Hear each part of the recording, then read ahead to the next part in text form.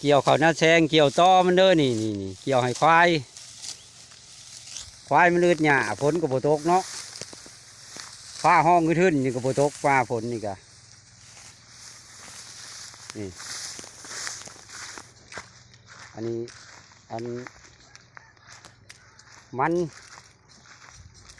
มันแก้วบ่คือมันลาวนี่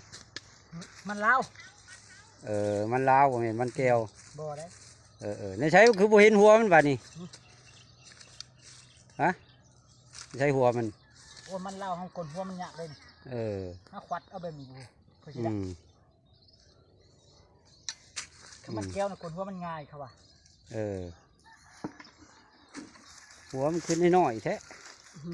ใช่กลมันใหญ่นะกลก็ไปแล้วเทื่อนึงมีคนล้ำอะไรซื่อคนจะคล้ายแล้วคืกำลังค้นเขาหน้าแช่งเด้อฝุ่นทางนั้นเขาหน้าแช่งบึ้งน้องผือนี่กูเกี่ยวกับเกี่ยวตอมันดอกพอดีมีควายจักโตนี่เกี่ยวตอมันนี่มีควาย2 โต2 โตเกี่ยวได้ก็ได้ชอบ1บ่ก็ได้ชอบเดียวเนาะเอาเก็บบัตร